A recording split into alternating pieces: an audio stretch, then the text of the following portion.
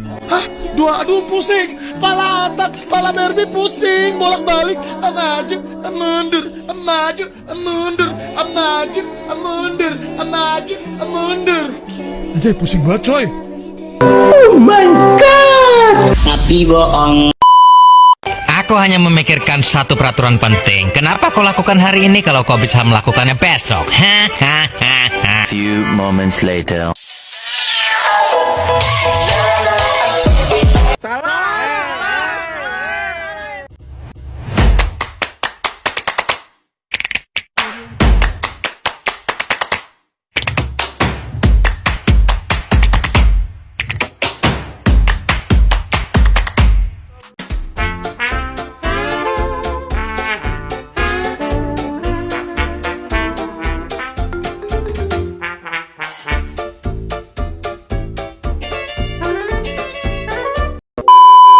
Assalamualaikum warahmatullahi wabarakatuh. Di sini saya akan membahas artikel saya yang berjudul Antara Kekuasaan dan Kejujuran, Potret Korupsi di Negeri Sendiri. Korupsi telah lama menjadi persoalan mendasar yang menghambat kemajuan bangsa Indonesia. Tidak hanya menimbulkan kerugian materi yang sangat besar, korupsi juga menurunkan kepercayaan masyarakat terhadap institusi negara dan pelayanan publik.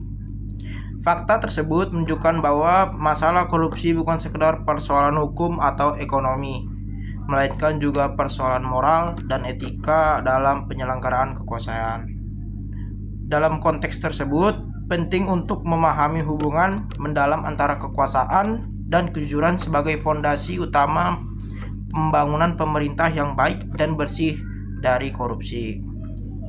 Kajian ini bertujuan menggambarkan gambaran potret korupsi di Indonesia pada periode 2022 sampai 2025 serta merefleksikan urgensi membangun budaya kejujuran agar kekuasaan dijalankan demi kepentingan rakyat secara adil dan transparan. Topik pembahasannya kasus korupsi Indonesia yang melibatkan pejabat tinggi dan sektor strategis telah menimbulkan kerugian negara yang sangat besar dan memperburuk kualitas pelayanan publik. Salah satu contoh nyata adalah skandal korupsi di PT Pertamina yang menyebabkan kerugian negara sebesar 193,7 triliun dalam kurun waktu 2018 sampai 2023. Kasus ini menunjukkan bagaimana lemahnya pengawasan internal dan kolusi antara pejabat dan pengusaha memperkuat praktik korupsi sistematis yang sulit diberantas. Kasus korupsi yang menjerat sektor pendidikan juga sangat mengkhawatirkan. Menurut data KPK pada tahun 2023 terdapat 59 kasus korupsi di Indonesia yang melibatkan 130 tersangka dengan kerugian yang ditaksir mencapai ratusan miliar rupiah.